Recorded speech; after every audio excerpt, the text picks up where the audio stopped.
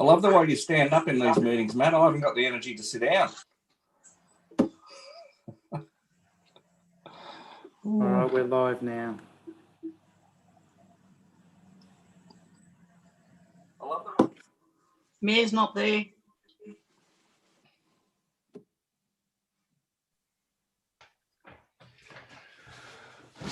Hey, Mr. Mayor, it's 2 o'clock now. We're live streaming, ready to go. Thank you very much, and welcome everybody to the Untitled Valley Council ordinary meeting of the 15th of October 2020.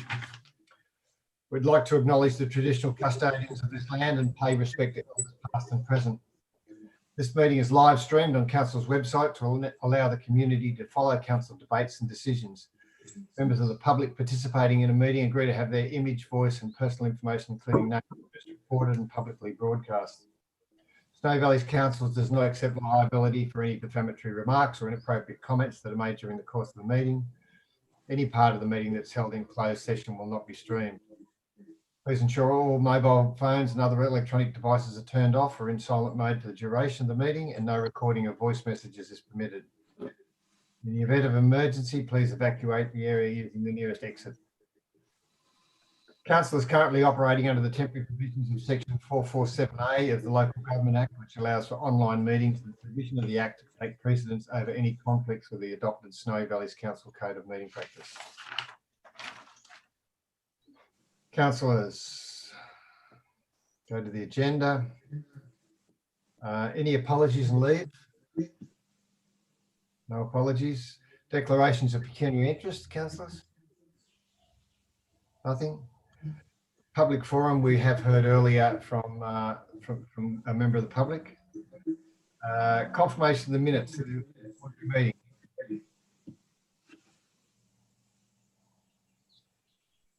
Those minutes, do I have a move of those minutes? Councillor Lada and Councillor Isselman. Do I have anything arising from those minutes? Councillor Ham. Thanks, Mr. Mayor. I'd just like to bring up the Tumbarumba Caravan Park again. So that report was brought forward and created some discussion, but there has been discussion that the council has been approached to lease the caravan park out to a big organisation involved with the Snowy hydro scheme. I believe they're just rumours, but I was wondering if the CEO, through you, Mr. Mayor, might be able to talk on that. Thank you, Councillor Ham. CEO. Thank you, Mr. Mayor. Through the chair, Councillor Ham, yes, Council has got a caravan park strategy coming forward to talk about how we will be managing the parks across the whole Snowy Valleys into the future. There has been an approach by an company, initial approach, but there's been no discussion about that. Until Council proceeds with its caravan park strategy, we will continue on our current path, and that is partly to ensure the availability for local contractors in the area, and also tourism in the area to be catered through the various different components of each of our parks at each location. So there's no way it can be hired out completely like that without going through council. So would require a report to council if we were to lock down that facility for one dedicated purpose for the entire period of time, like 2 years. Thank you. Which we'd be very unlikely to do. Thank you, CEO. Thank you, Councillor Ham. Obviously, it does highlight a business opening for some entrepreneur out there, possibly. Thank you, Councillor Ham, for that. Councillor Pritchard.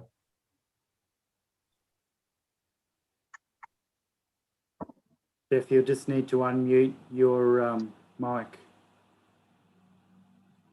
Thanks. Yeah, the motion 193/20 regarding the COVID-19, I'm very unhappy with that, because I don't want to discuss that matter informally without formal minutes and motions. I can't personally empower somebody else to speak for my thoughts about the matter. I think we're going to have an explosion of this virus very shortly. And I think we need to be very agile and make the right decisions. And I'm not going to be guided by other people's unqualified decisions. So I reserve the right to speak independently. Thank you, Councillor Pritchard. Anything further from those minutes? I'll put the motion. All in favour of accepting those minutes. Councillor Benjamin, can't see your hand. Councillor Benjamin. Thank you, that's unanimous. Moving on to the Rural Fire Service Bushfire Preparedness Plans, 7.1, Councillor Ham. Thanks, Mr. Mayor. Could we move into committee to discuss this, or I'm moving it? Moving that we move into committee. Councillor Risselman, all in favour? Against? Assume that's unanimous. Thank you. Councillor Ham. Thanks, Mr. Mayor. Look, we all know what a battering we've had with the bushfires, and now we're coming into a new bushfire season, and we don't have the dryness of last year. However, we've had an extraordinary spring, and we have a lot of grass. And certainly, as someone living on a rural property, I'm nervous. And I brought this up because I believe that a lot of people in the community are, and we need to be prepared for what happens. And also, it's probably a time that maybe someone from the executive lead team could actually just talk about how, as a council, what our role is and council staff is in bushfire preparedness. I think that's a question directed to the CEO. Thanks, Mr. Mayor. Through the chair, I might ask Mr. Korsh to respond to that in regards to Council's Local Emergency Management Committee as the first step in that process. Thank you. Through you, Mr. Mayor. Our role with the Local Emergency Management Committee, as per the Act, is largely as facilitator and providing executive support. The committee sort of involves the respective agencies getting together, including the RFS, and sharing information in regard to emergency incidents across the LGA. We met just last month, and we'll meet again in December. And yeah, I'm very, very sure that a lot of that discussion will be around the bushfires and the RFS response to the Commission's work that they've recently done. Yeah, and like I say, our role is very much about facilitating the meetings, making sure that that information gets out there and gets shared across the combating agencies. We're not a combating agency ourselves, just a facilitator. Thank you, Mr. Koch. Councillor Ham, anything further from that? Oh, no, I'll let Councillor Pritchard speak first. Councillor Pritchard. Still on mute, Jeff. Still muted, Jeff. Yeah, look, one of the problems in the last bushfire was the lack of communication, proper communication to everyone. It's all very well to rely on the local radio, but some people don't listen to it or don't get it. And the same with the internet. Our problem is getting alert to the people who are in isolated areas and make sure that we've got contact with them all. And we need, as I've brought up regarding other situations, we need to have a shower-wide alarm system, like an air raid alarms that they have during the World Wars. Something to alert people, to get them to go to the local notice board or speak to somebody who has an internet connection. Whether it's done by aircraft or by a fleet of police cars with sirens, or by John Larter and his merry men running around the countryside, but we have to be able to alarm everyone, get an alarm through to everyone, as in war.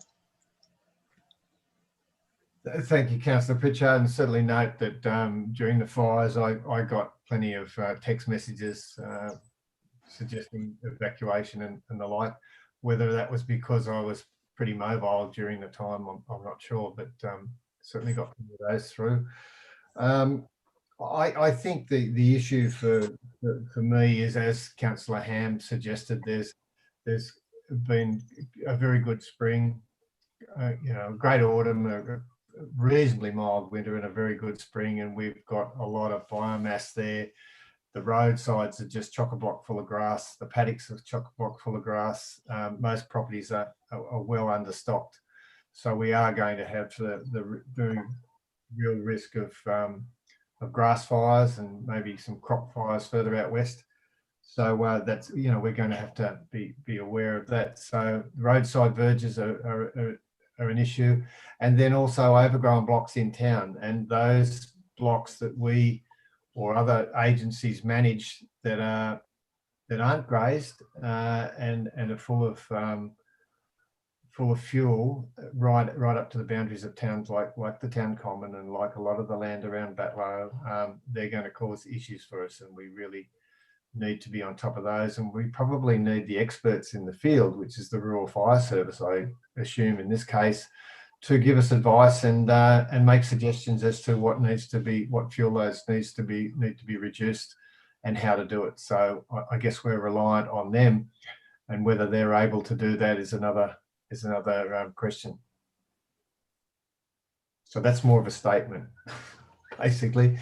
I agree with you totally there, James, because you have a look around at the roadside verges and the grass is already really high, and nobody's probably got stock to feed off them, but gee, surely there's something can be done to reduce that roadside verges, because that was one of our big tinderboxes earlier this year or late last year. It was shocking.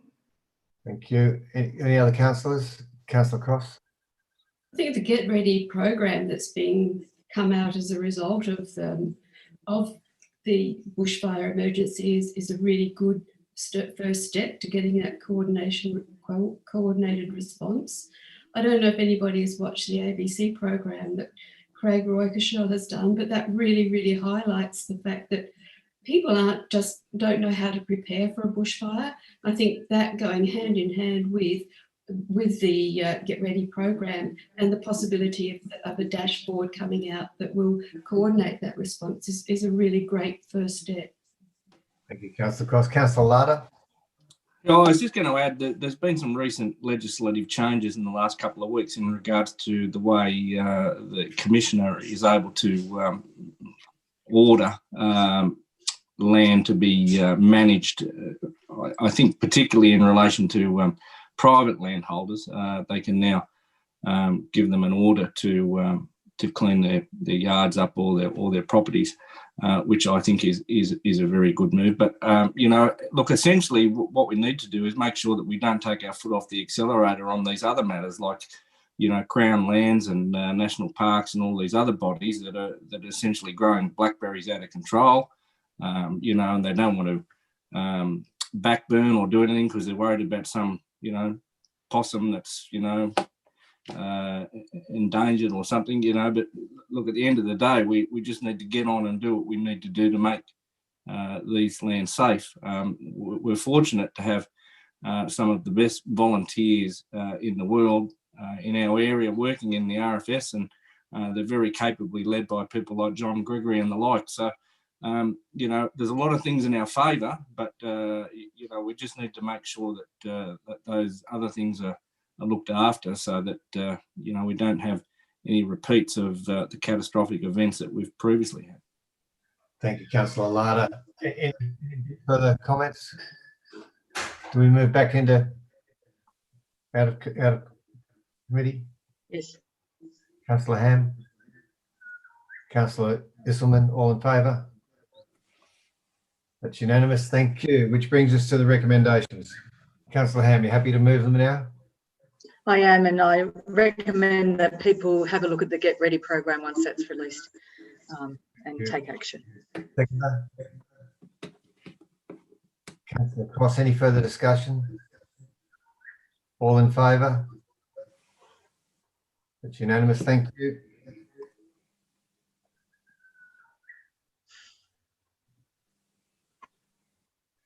10.1, Governance and Financial Reports, Public Hearings, Boundary Review Commission, Snowy Valleys Council. Councillor Ham. Councillor Cross.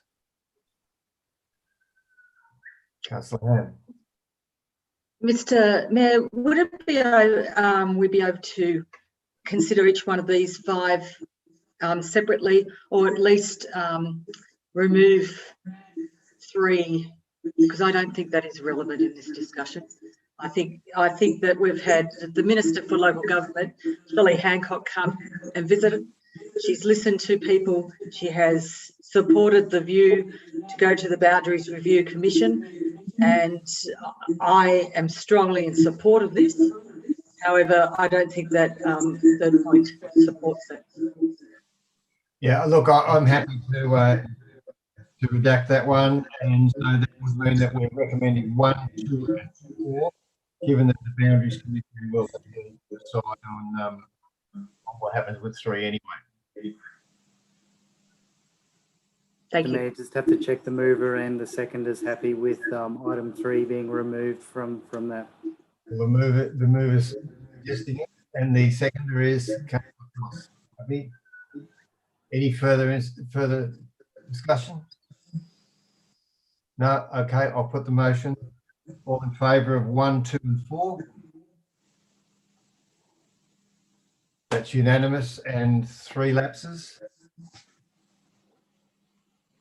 Okay, moving on. Mr. Mayor, your voice is cutting in and out, so to speak a little bit louder for it to transmit. My apologies, I've had a very ordinary internet connection for about a week. So.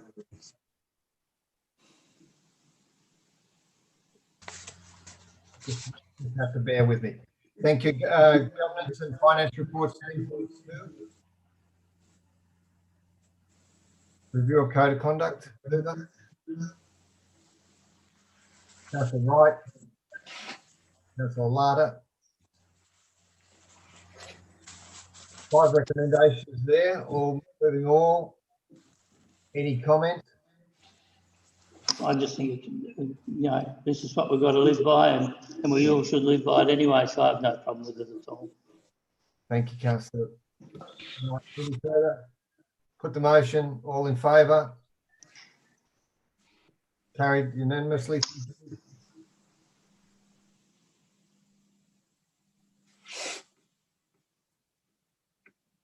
Have to keep scrolling through. What page does it finish on?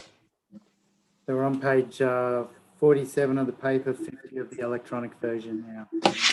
Pecuniary interest returns, item 10.3. Okay, I'll 10.3 pecuniary interests. 3 recommendations. Councillor Wright, you're moving that way. Councillor Risselman. Discussion.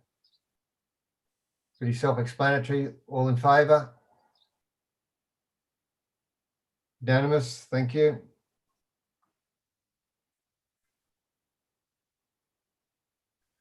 Operational plan, first quarter update, 30th September. 10.4, mover. Councillor Cross. Councillor Ham. Councillor Cross. It's really pleasing to see that in spite of all the natural disasters that we've faced, 97% of our actions, that's 117 of our actions, are progressing. So, but I did have some individual ones from our strategy that I wanted to query, please, if I may. Certainly, okay. Yep, so on 1.5.4, the Chamber of Commerce at the meeting we had on Tuesday night highlighted the need for a calendar of events so that council and the Chamber could coordinate resources that were needed prior to any event. I wondered if that can be taken into consideration or put into that. 1.7.7, I wanted to comment on the fact that as a result of DIARG, the Disability Action Group that meets monthly, that because of that consultative, because Snowy Valley's school is on board with that. We were able to get a work experience student happening. I think that's a really, really great outcome that needs to be shared. 1.9.3. Councillor Cross, before you go on, we'll answer 1 and then 2, and then we'll just go through them one at a time. If that's Okay, sorry. Mr. Mayor, I'll just refer item 1 about the calendar of events to Mr. Holton.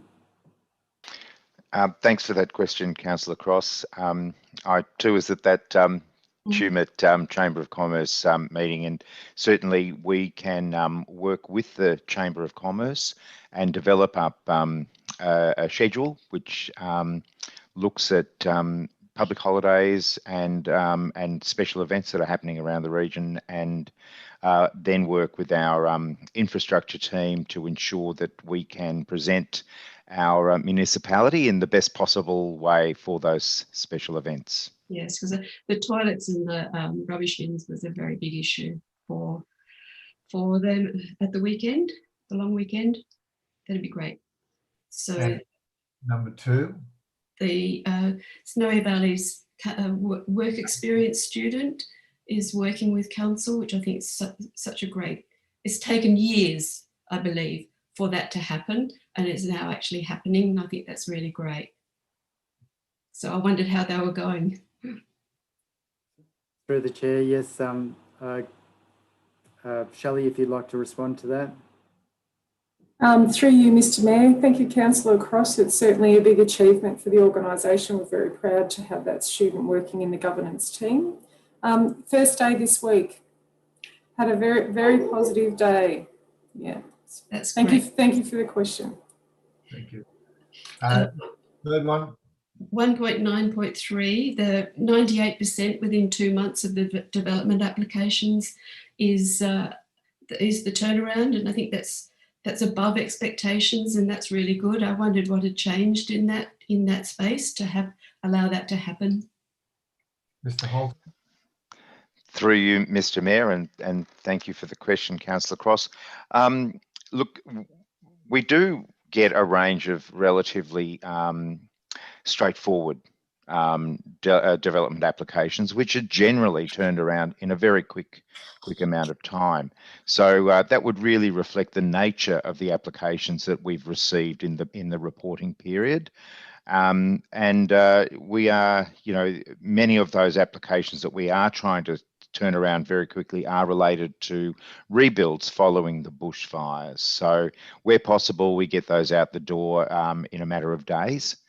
And I have done some analysis on our turnaround figures for the past 3 years, and the average or the median turnover time is, in fact, at this stage, 23 days. So that's across a three-year period.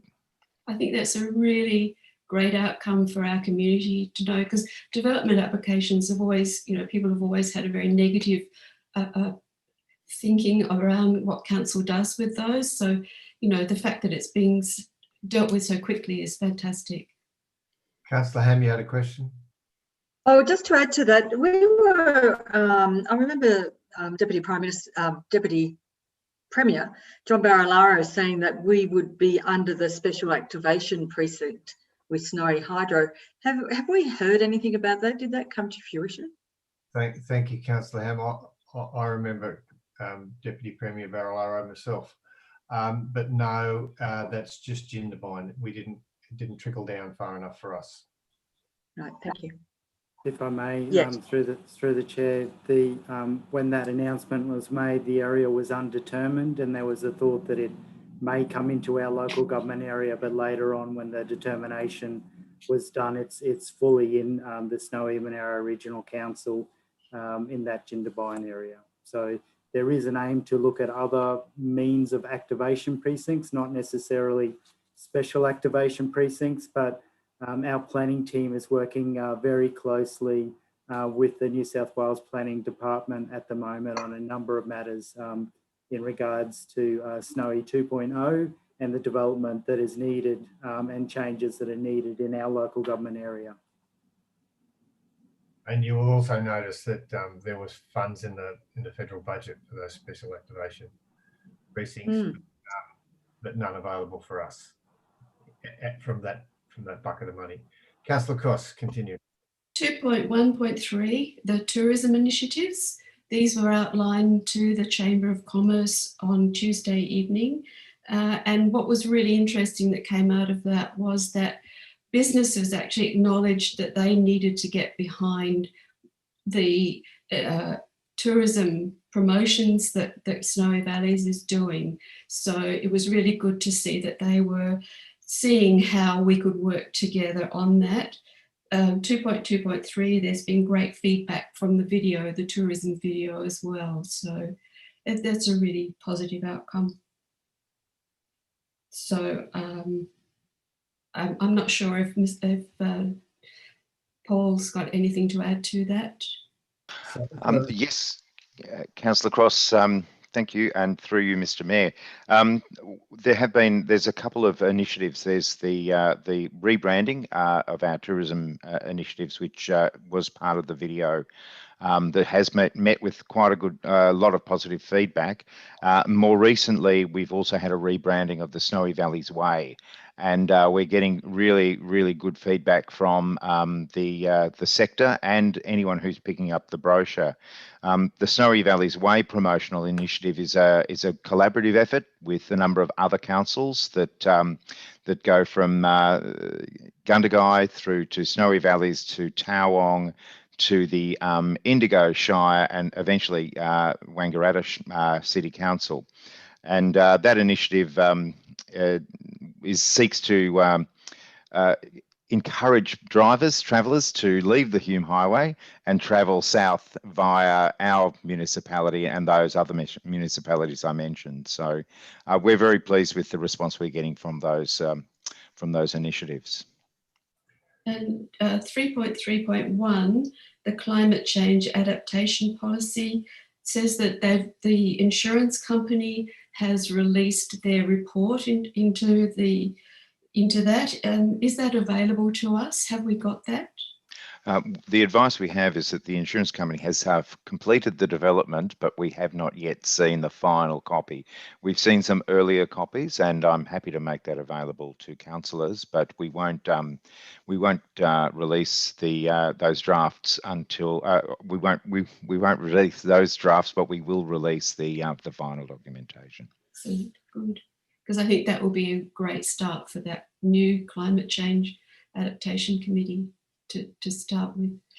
And it was just the last one, 4.5.4 was in the project framework. Has that whole of life been included in that, so that when projects are undertaken, there's the knowledge that what will happen to the anything that's not fit for purpose anymore. Has that been taken into consideration? Mr. Hyde? Sorry, Mr. Mayor, I missed that one. Question regarding, sorry, Councillor Cross, can you repeat the question? Yep. The whole of life, so that if a resource is no longer needed, there is a plan for how it will be disposed of or what will happen to it. I presume you're talking about physical resources, not human resources. Through the Mayor, that's captured in our project methodology, and I might ask Shelley Jones to respond to that one. Yeah, thank you, Councillor Cross. Through you, Mr. Mayor, the refresh project management framework that we're currently developing, Councillor Cross, certainly takes into account at the front end a whole of life project plan, which should include some of those components. It certainly includes whole of life costing for a new asset and waste. That's actually a good point. We'll take note of that to make sure that's included. Thank you. Excellent. Thank you. That's it. Thank you, Councillor Cross. Any other councillors? Councillor Ham. Just 2 points, thanks, Mr. Mayor. 1.8.1, Snowview Estates, just if I could talk to our Mr. Paul Holton about Snowview Estate and how's that going. And rumour has the DA has finally been lodged, is this correct? And what time frame are we looking at getting it started? Mr. Holton. Thank you, Mr. Mayor, through you, and thanks for the question, Councillor Ham. The DA is in of a consultant who will lodge that on council's behalf. That is expected to be relatively straightforward, given that we have all of the design drawings and things at hand. So it's just a matter of putting those things together and lodging that. That should be processed relatively quickly. And once the DA is determined, we can then commence selling land off the plan rather than waiting for the civil works to be completed.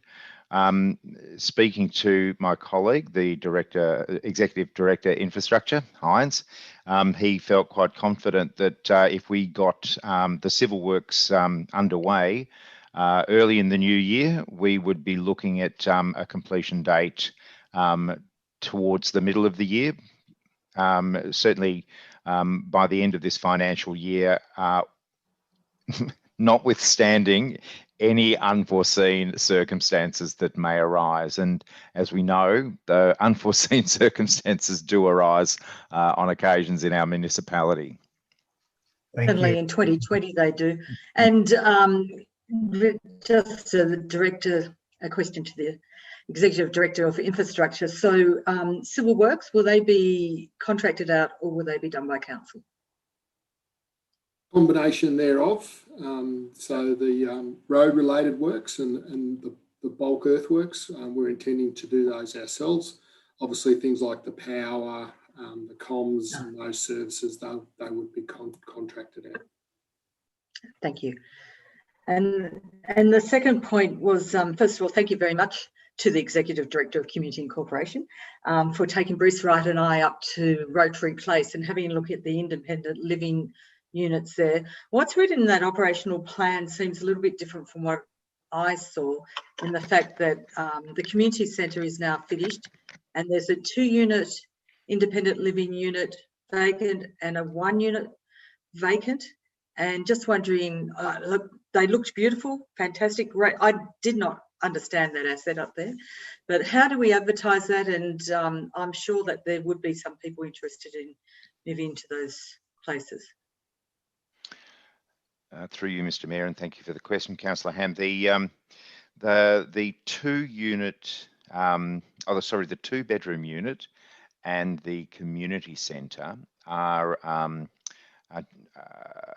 a part of the one structure, and they were the 2-bedroom unit was constructed at the same time as the community centre was being refurbished, and at the time that project was held up because there were issues with the solvency of the contractor engaged to do the works, and anyway, there were minor parts of those works were required to be finished, and they've now been completed, and the certificate of occupancy, I believe, is in hand, so we can commence with the putting that one out there to our networks and through the various places to get people into those facilities.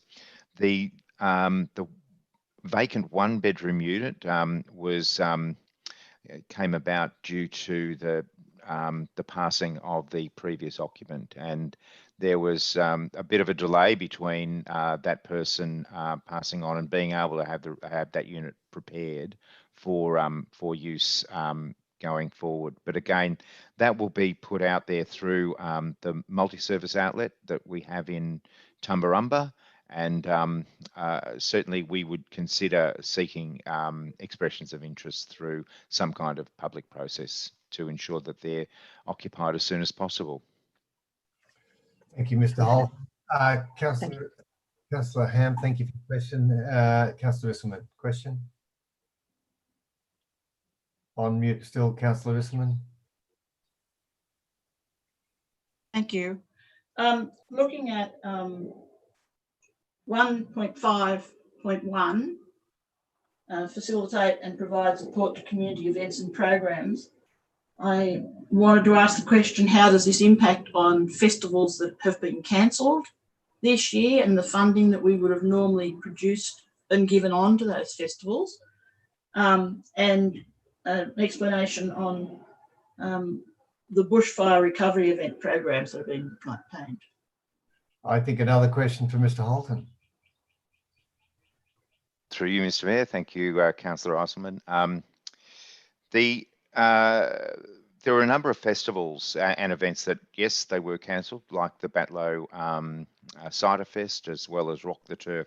These events were eligible for funding through Destination New South Wales, and they were granted that funding.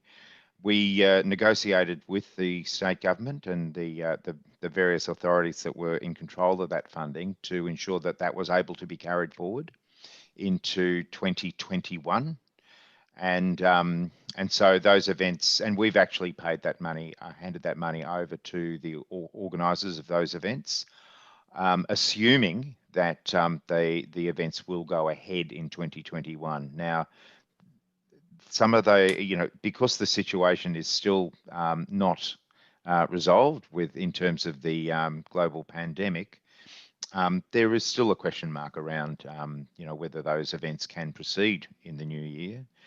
In which case, arrangements will be put in place for them to hold over those funds and apply them to a subsequent festival. Because I think, in the spirit of fairness, it is it's no fault of theirs that they cannot undertake those events in the way that they may need to. I can't speak on the bushfire recovery events, but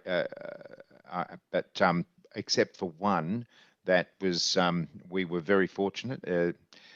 Snowy Valleys Council was very fortunate in obtaining significant funding through Austrade, a federal government initiative, for events, for a significant event to be held across Adelong, Batlow, and Tumbarumba, a winter festival called Winter Bites, aimed at attracting visitors to those places during the winter, which is not our high season in terms of tourists, but the aim is to get people there this time, and hopefully they'll see what a magical place it can be in the winter and make it a destination for their winter holidays in future years as well. Thank you, Mr. Holton. And over what time does this festival hold? Oh, certainly. So the Winter Bites Festival will take place over the months of June, July and August. There will be specific highlight days on weekends in each of those places. Adelong, I think, is the month of June, Tumbarumba the month of July, and Batlow will bring it home in August. But in between, there will be other key events. Now, I can't give too much detail because we've only just we've gone out seeking expressions of interest for a festival coordinator or an event coordinator, and once that person's on board, we will be able to put a lot more detail to councillors and to the community as well. Thank you. Thank you, Mr. Walton. Any further? Oh, Councillor Cross. Just to add to what the Director of Community and Cooperation has said, that $390,000 grant that we got there was only a bucket of $8 million available around Australia for that. And I think that really shows how seriously we were so seriously impacted by the bushfires, that's a credit to those who wrote those grants, that we got that amount of money, and it's recognition of that impact that the bushfires did have on us. So I think there's congratulations to those people in the council who wrote that grant. Really well done to get that money, because that will bring our communities together. Thank you, Councillor Cross. Anything further? Councillor Pritchard.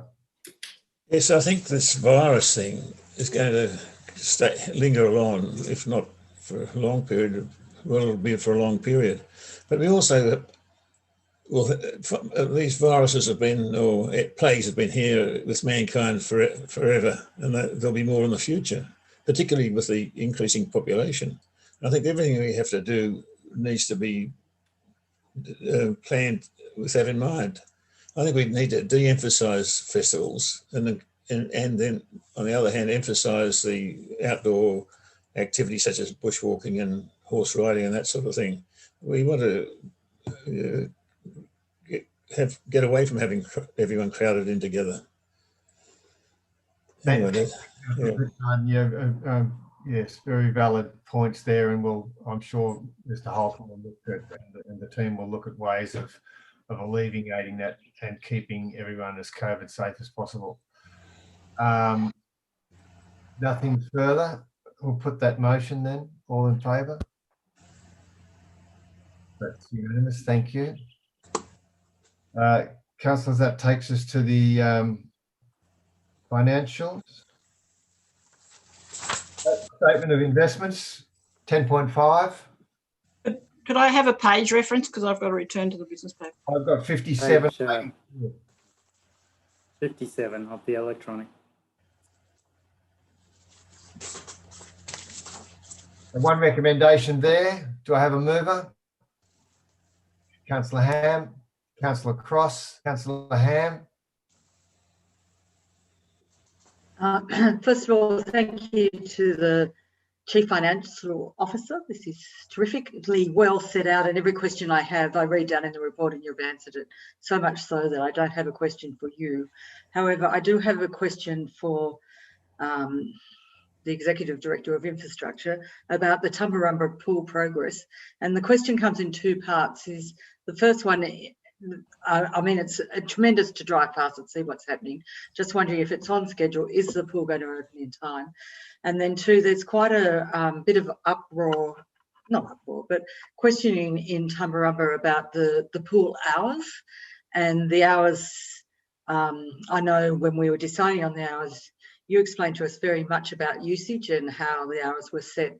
So, and that there were flexibility. Would you mind talking on those 2 points? Executive Director. Mr. Mayor, thank you, Councillor Ham. In regard to the new pool and water play area, as you said, it's progressing quite well in that the below groundworks are complete.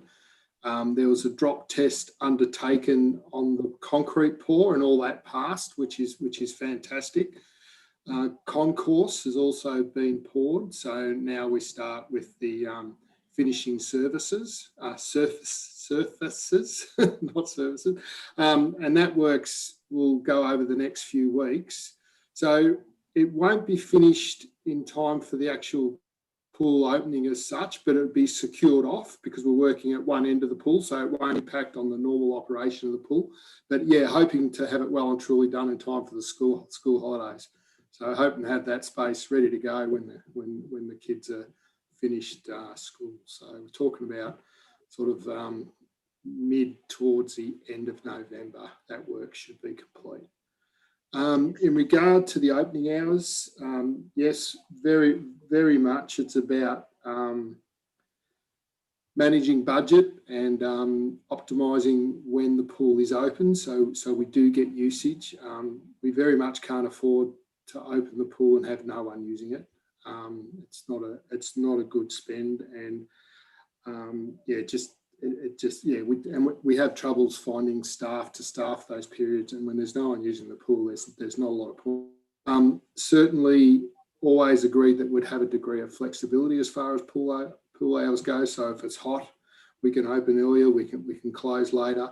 Certainly have that opportunity to do. For the Tumbarumba pool, for example, from the 19th of December, that pool will be opening from 12 noon. So once those school holidays kick on, it'll be opening at lunchtime through till 6:30 p.m. That goes from mid-December through to the end of January. And again, if it's hot, we can extend those periods. The Adelong pool, which is currently open, it'll open at 10 a.m. From mid-December through till the end of January, 10 a.m. till 6:30 p.m. And again, you know, if it's hot and there's high usage, we've got the option to adjust those hours. This time of year, usage is generally fairly low, so not a lot of point opening the pools earlier at this time. I hope that answers the question. Yes. So just a scenario, if Tumbarumba was going quite hot, it could open at 10 a.m. like Avalon as well. If there was a community demand. Yes, most definitely. If there's demand and people using it, most definitely. That's certainly the intention of, yes, we set the pool hours, but then we review. And it's the same, you know, if there's different user groups that want access to the pool outside of those hours, that's obviously not a problem. They just book it and we make it available. And obviously we've got the swipe cards now across all the pools, which pretty much go from 7 in the morning till 7 at night. So our lap swimmers Thank you for your answer. As well. Thank you. Okay. And of course, the other thing about the pools is the longer they're open, and the more people use them, the more income they can generate. Councillor Lisselman. Thank you, Mr. Mayor. Question about the main expenditure for the month. The tree removal claimable 222,000. Just wondering if this funding for tree removal is likely to continue for the next month and a few months after that, or is it an end sum? Councillor Lisselman, I'm sure it'll end at some stage, but I'll pass that one on to Executive Director Infrastructure. Through you, Mr. Mayor, Councillor Insolent. The funding at this stage, it's through natural disaster recovery funding arrangements, and the authority has agreed to extend that work through till February next year. So we've currently got three separate crews out there doing that work. And the schedule, they're on schedule for completion February. So, and the funding's been extended to accommodate that. I must say though that work is limited to the cleanup of road corridors, local road corridors that have been impacted by fire. So it's about getting in and cleaning up the rubbish material that's lying on the ground and all that. And we're taking that away and getting that chipped. And hopefully we can find a reuse for it. And by local road corridors, you mean roads controlled by council? Yes, correct, Mr. Mayor, yes. Thank you. Councillor Ham, you finished? Oh, I was about to say, look, they've been doing the road up to Tumbarumba and an incredible job. And I know some people have been worried about shelters for animals, but if they've got a pink dot on them, suddenly they don't get removed. I'm very impressed. Yep, so am I. Thank you. I'm sure we all are. Councillor Pritchard. Still on mute, Jeff.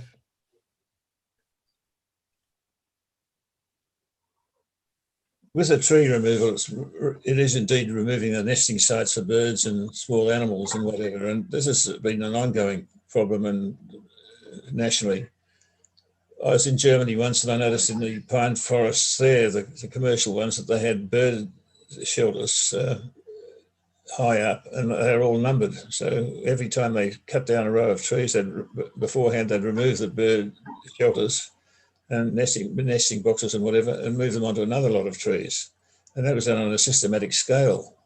And we really should be getting around to where we need to do that here, because when you drive from here to, well, this is before the fires, when you drive from Tumut to Tumbarumba, or once you got beyond Batlow, you hardly ever saw a bird. And we need to take this realistically. From a long-term planning point of view, it'd be simple to do to get the woodworkers to make the appropriate size and whatever, and do it as a routine.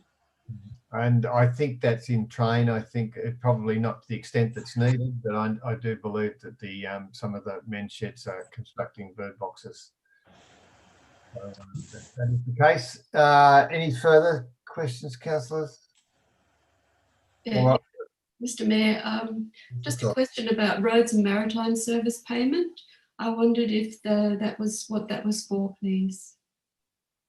Oh, yes. Executive Director. Through you, Mr. Mayor. Thank you, Councillor Cross. that work is actually income, and that's income for work that council does on state managed roads under a road maintenance contract. I think that'll be the first quarter payment, looking at that amount. That's great. So that's contract work that we're getting, private work that we're getting. Yes, non-council work. Yep. Heinz, can you give us some examples of some of those roads, please, just for the listeners? Yeah.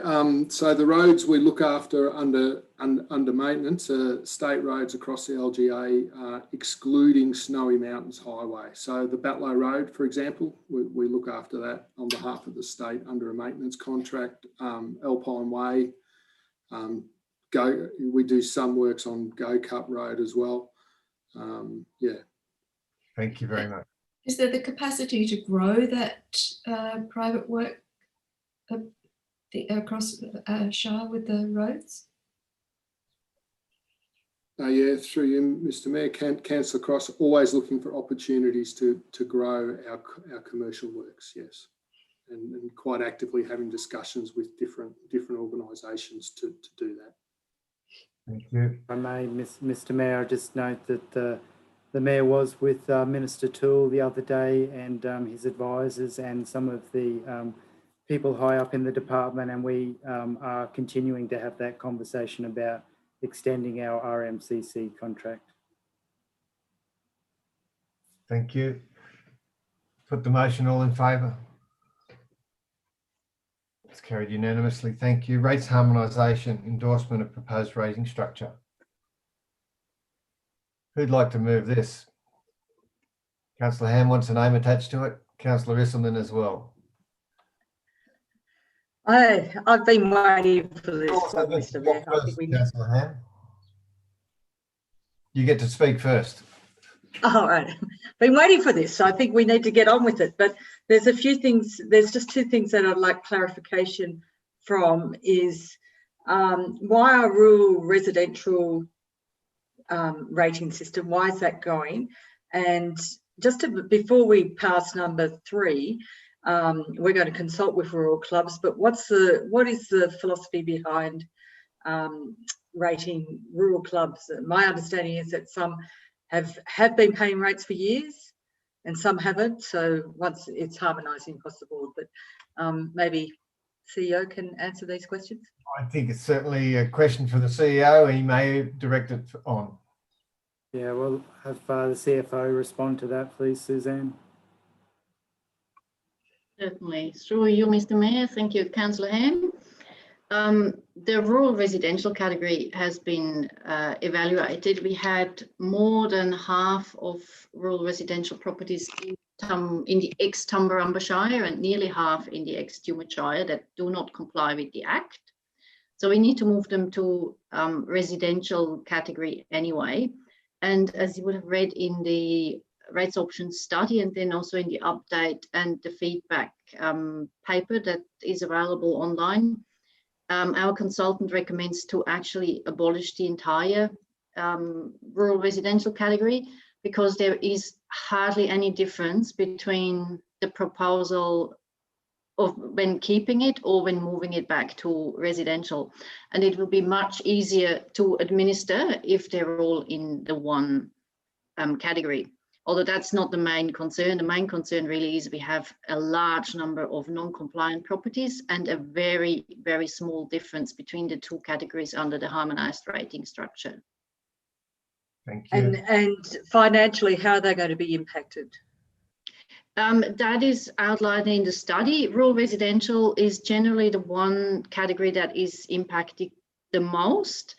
Unfortunately, because of all those incompatible properties within that category, they will have to move regardless what we do. And the others obviously are impacted then as well, but it is generally an increase to rates for rural residential. Okay. And for your second question, through you, Mr. Mayor, the philosophy in rating rural clubs, I think it is a bit hard to say with hindsight why this was done. It has only been affected this way in the ex-Tumbarumba Shire. Now, the ex-Tumbarumba Shire actually granted basically as a different type of rates to 3 clubs, whereas the ex-Tumut Shire either gave no relief to rates or did it through a donation. And generally it is accepted that it is a much better way for council to help its community, whatever, you know, whatever category it is in, through a donations policy or something similar rather than through the rating structure. So what we want to do is actually align all clubs. And be very open to support and have a MOU about how we can support them if need be. Exactly, exactly. Thank you. Thank you very much. Councillor Pritchard. I no longer have a conflict of interest here because I've just sold my farm, but I paid rural residential for many years and I never argued about it because I was on council. But I had 50 acres and ran about a dozen cows and bred them at times, and also ran a commercial peony crop. How do you define what's a rural property and what's a rural residential? Because I think it's most unfair for people who have got commercial output from a farm to be rated now residential. CFO. Thank you, Mr. Mayor. Councillor Pritchard, it is defined under the Local Government Act how these categories are set. It, from memory, I would have to be corrected by our specialist, but from memory, it's 40 hectares. Oh, sorry, 40 acres. That is the cutoff. But it is also about what is the main purpose of your property, as in, is its main purpose a residential purpose, or is its main purpose to make a profit from farming? So some of these borderline properties do have to be looked at case by case basis. When I apply for a refund, can I, over the years? Most of it's under the 50 acres, at least that's 50 acres, which is above the cutoff point. I think you probably needed to mention your pecuniary interest at the start of the meeting. No, I didn't think that was the definition. Discuss later on, but yeah, it sounds like you got the rough end of the stick there. Any other questions or comments or I think it needs to be pointed out to people that this has been a really, really challenging process that we have not undertaken lightly, and that feedback from the community that I've been heard has been that they too appreciate just how complicated it actually is, and they've really appreciated the opportunity to have a Zoom or a telephone consultation to understand the process, and have gained a much better understanding of it through that consultation. Thank you, Councillor Cross. And I also understand once this is accepted by council, there will be a tool available on the website for people to put their information in and see what the difference is in their rates. So this is really not the end of it, but a process along the way, so that there's another process to come, so that people know that we're not making a decision today, a final decision today. Correct, Councillor Cross. The wheels do not move as quickly as some other areas. Councillor Larter. I was just going to ask if, in line with that harmonisation, if there's going to be some review of the service provision that council provides in relation to, say, garbage collection. To the CEO first. Yeah, through the Mayor, Councillor Larter, the service charges in regards to service collection are separate, and we are in a constant review of those with each of the budget adopted and the rating structure adopted because they're one of our charges. We have harmonised those in the past, and we do have some major works happening in those areas with the changes across to FOGO. So there'll be a review of that coming into the budget process. We're very fortunate with the FOGO project to have a very large grant to support the initiation of that proposal. But we will bring back some more information in the budget process around those charges for waste.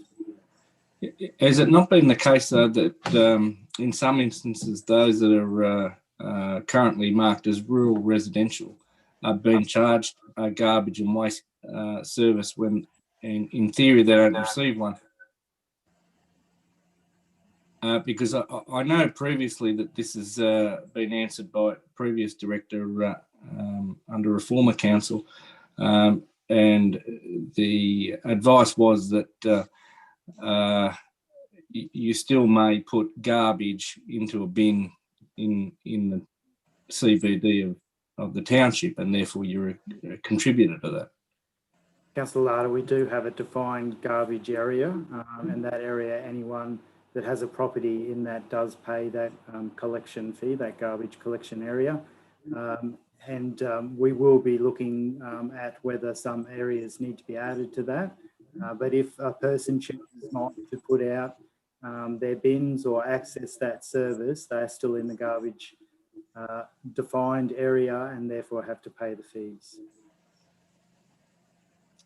I mean, say for instance, in my case, I mean, I could put the bin out, but nobody would collect it. Okay, I think we'll look into that matter unless Mr. Korsh wants to respond to that at all. We might do that later on, I think. Right. Thank you, Councillor Larder.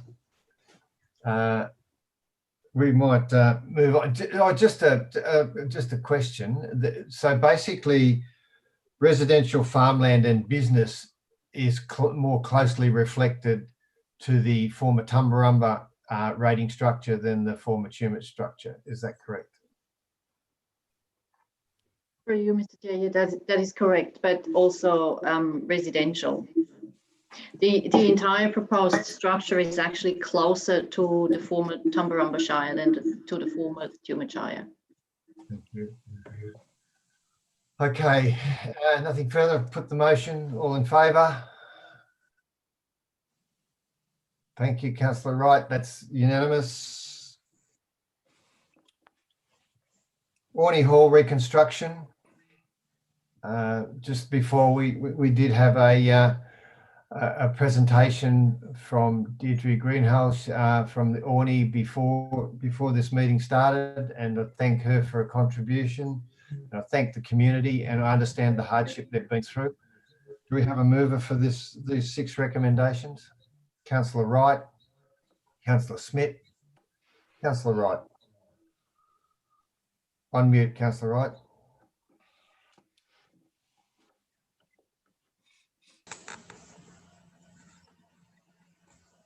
Can't hear you, Councillor Wright. Still on mute.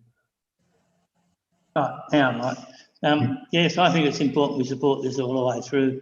And I think, you know, like on number 6, we should also listen to our executive about what else we can do to for long-term support of it. But you know, I'm 100% for this whole project. Thank you, Councillor Wright. And I'd also suggest to the people of Orney that they may like to make contact with the good people of the Gilmore Valley who have a similar setup with their hall. Any other councillors comment? Councillor Ham. I'd just like to congratulate Deirdre Greenholt for a presentation this morning, which was just spoken with so much passion.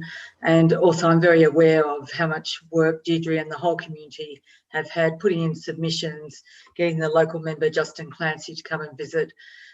This is a community that has had 3 bushfires in 5 years, and they're being proactive because, you know, it's the way of life now, and they're making sure that they're covered for things that may go wrong in the future and for good times as well. So congratulations and good luck with this project.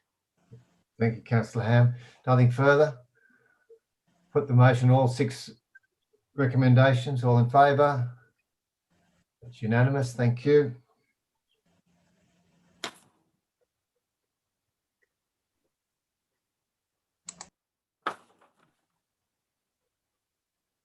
11.3 management reports, planning proposal, Tumut local environment plan, amendment number 6. Mover, Councillor Cross, Councillor Risselman, Councillor Cross. On mute, Councillor Cross.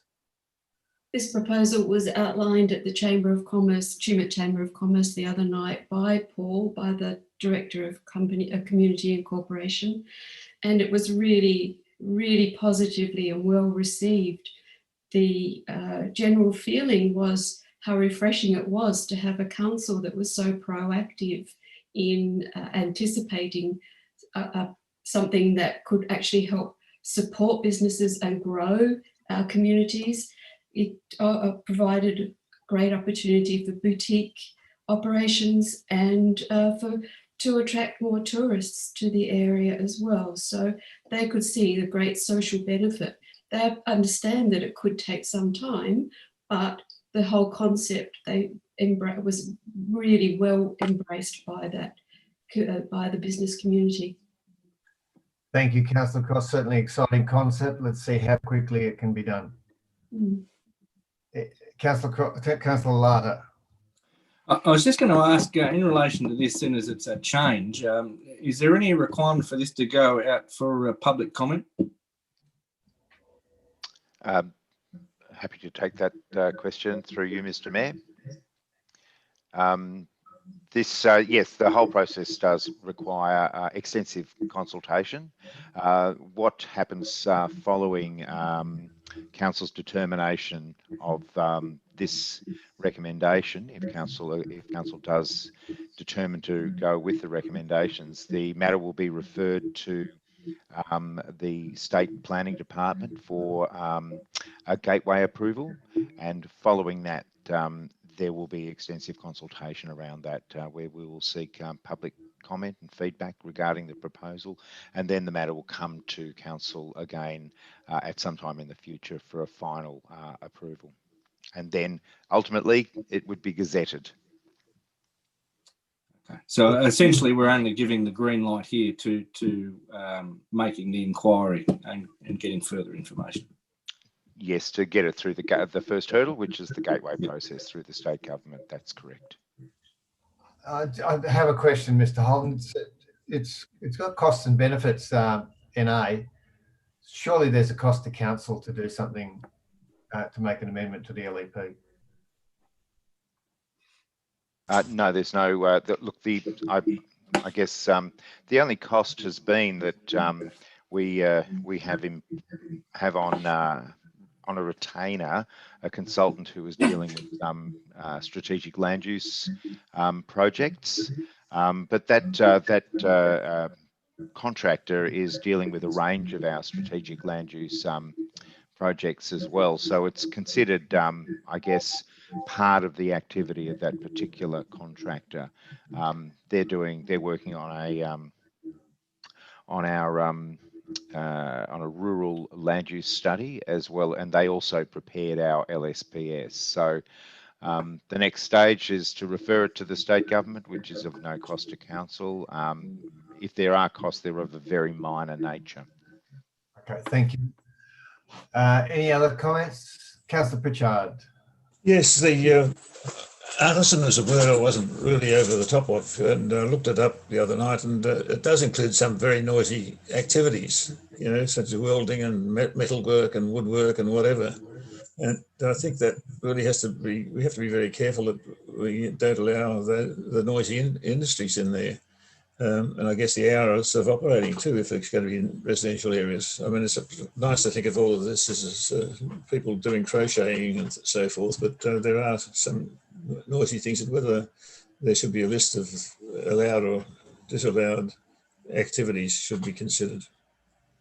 I'm sure each one will be judged on their merits, development application, and Mr. Holton, would you like to comment? Yes, through you, Mr. Mayor. This is not about giving carte blanche to artisan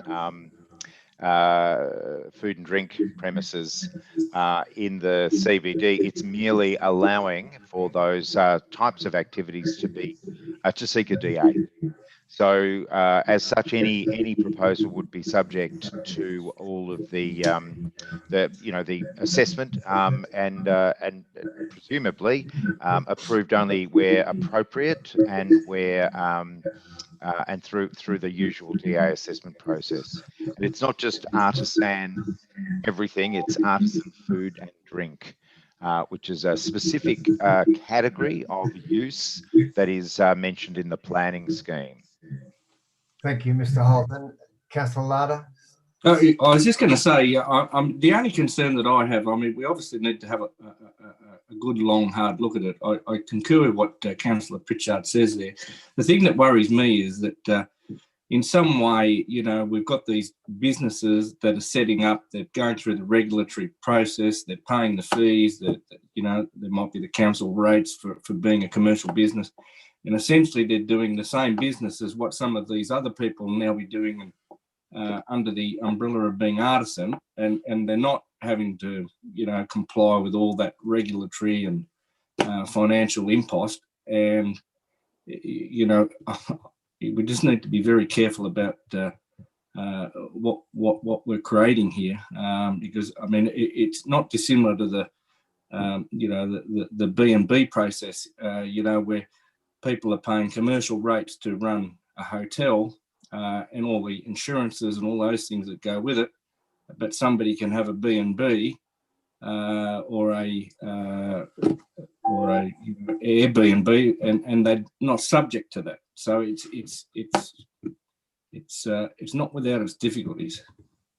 If I may respond through you, Mr. Mayor, this what is before you at the moment, if it went through to its conclusion successfully, would not see unregulated activity of this nature within the CBD. This process is merely to allow that people wishing to use land for that purpose to actually apply for a DA. Currently, if you have an artisan food and drink premises, you cannot apply for a DA to conduct that type of business within the CBD.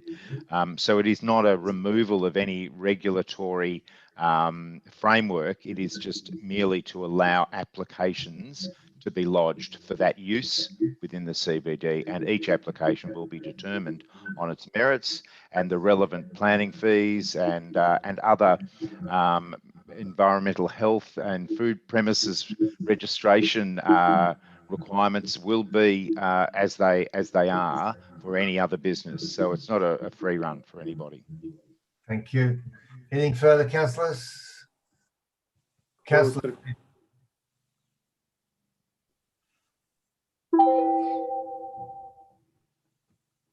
Can't hear, councillor.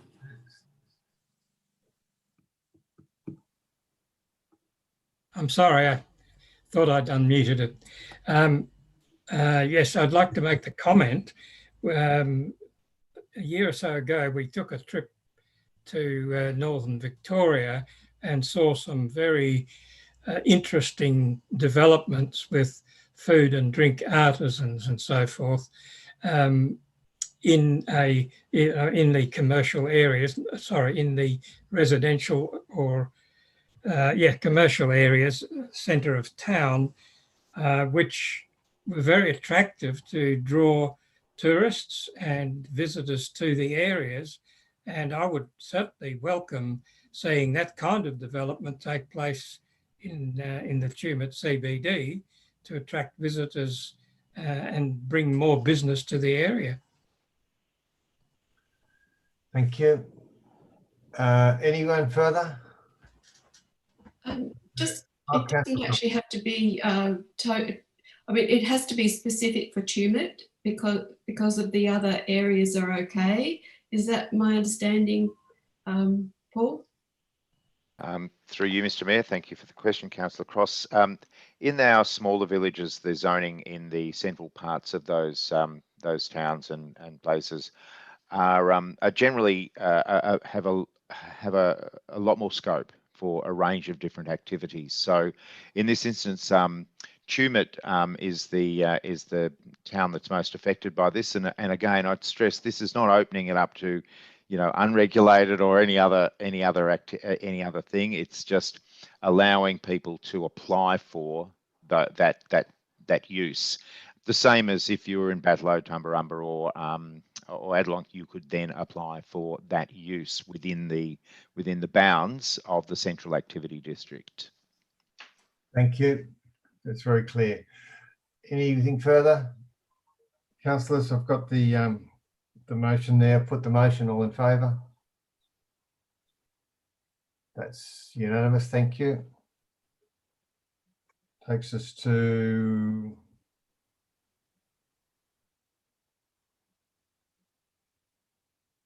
Community Recovery Report, quarter one. Mover, Councillor Ham. Councillor Cross. Councillor Ham. First of all, across the board, I just have to congratulate people who are working with the recovery. I just get compliments after compliments about what people are doing, and people are being heard, they're being seen. And you read through, the newsletters, the social media. Now there's community events. Obviously being aware of how people's mental health has been affected throughout all this. I would like to congratulate everyone involved in this, which is actually every person who works for council, who have been absolutely outstanding right from the 28th of December. So there's that. Actually, we probably need to go into committee about this, Mr. Mayor. And you're moving that way? Yep. Do you have any colleague who would, Councillor Cross is seconding you? Good. Do we have everybody in favour? I'm not sure about Councillor Pritchard. Yes, yeah, here we go. That's unanimous. We're in committee. Okay, thank you, and I'll continue. The only thing I am hearing a lot about is that seems to be an awful lot of money for mental health, which is fabulous and fantastic, but no criticism against anyone who's trying to do it, but it's a really hard thing to hit the mark with, and hit where it's, I don't have the solution, but just the comment that very grateful the money's there, but I'm not sure who in the executive team might be able to direct that, but just how hard it is to have this money and to make it effective. Thank you, Councillor Ham. I've also noticed that through as well with the interagencies and the like, and also a lot of the grant application process. We've seen a lot of outside providers looking for a toehold in the Snowy Valleys and delivering mental health programs. The CEO, would you like to comment? Yeah, certainly it's very pleasing to see the interactions and the ability of our staff to be able to advocate for additional funding, specifically where the needs in our Snowy Valleys community are. And we have seen some initiatives that have been released statewide. Many of them have actually started here in the Snowy Valleys. So we've been right at the forefront of that. And our staff have been able to work with the state government staff and get some really good initiatives out there. And not only good initiatives, but good ways in going about that, so that it reduces the amount of paperwork that someone has to fill out and all those sorts of things. And we're trying to get that cross-fertilisation of ideas. So it's certainly been very well done. Did that answer your question, Councillor Ham? Not really. No, well, it reinforced part of my statement, but it's, yeah, I don't know if anyone can answer my question. Is when the funding's not hitting the mark. Well, you've got the funding, but there's that frustration. You've both spoken on it. It'll be fine. It's keeping people employed, I guess. So the question directly was, again, sorry, Councillor Ham. Well, it was probably in the area of mental health that there seems to be an awful lot of money being thrown, like money like we've never seen before. And in the community said that there is the comment that sometimes it's not actually hitting the mark. No criticism of the people trying to do it, but sometimes with mental health, you can't fix a problem with money. And in COVID, it's just been exasperated more. Absolutely. The contact has made that one very difficult, and we can, as agencies, as neighbours, as friends, we can do a lot of things to help people out. But if the person doesn't specifically want that help at that time, it can be quite difficult. So we can identify those people that are likely in need, and there's been lots of training available in our community to link into what things we should be looking out for. But if that person doesn't want to receive that assistance, then it is quite difficult. Thank you. Yes, I get your point. It's exasperating, isn't it? I think it's a new word. Yeah. Sorry, James, I've just difficulty hearing you at the moment. Sorry. Any other councillors? No. So it was a committee of one. Yeah. Okay. So, all right, let's move back out of committee. Councillor Ham, Councillor Isselman, all in favour? It's unanimous. Thank you. So, do we have a move and a seconder for that? I'm sorry. Ham and Cross. Any further comment? All in favour? Yeah. Unanimous. Thank you. Committee meetings 12, Batley Development League. Councillor Smith. Councillor Isselman. Not a lot of outcomes. Councillor Smith. I have no comments to make on that particularly, apart from the fact that we're finding it very helpful indeed to have Mr. Holton there, and he's able to answer all the questions and give all the assistance required at that meeting, and that has simplified the process quite a lot, I believe. Thank you, Mr. Holton, and thank you, Councillor Smith. Nothing further. I'll put the motion. All in favour? It's carried unanimously. Councillors, that concludes the open section of council. Local Government Act provides that council may close to the public that part of the meeting that deals with matters of a confidential nature. Section 10.2 lists such matters. The grounds on which a meeting is closed to the public must be specified in the decision to close the meeting and recorded in the minutes. Recommendation is that council move into confidential to consider the matters listed in the confidential section of the agenda in accordance with section 10.2 of the Local Government Act 1993 for the reasons specified. 13.1 loan selection LED replacement program. 13.2 plant and equipment hire. 13.3 line marking, guardrail and traffic control. And 13.4 Batley Cannery lease proposal. Do I have a mover that we move into confidential? Councillor Lalada, Councillor Wright, all in favour? Thank you, councillors. We'll now move into confidential. Mr. Mayor, would you just like to read out the section about the video conferencing? I don't have that in front of me at the moment. I can read that out if you want me to. Read that for me, please. Yes, where councillors participate in meetings remotely by audio-visual link, they continue to be obliged to protect any confidential information considered at the meeting. Where the meetings are closed to the public under 10A of the Act, councillors should ensure they participate in the meeting in a location where it cannot be seen, heard by anyone else. Thank you, councillors. Just going to pause the recording.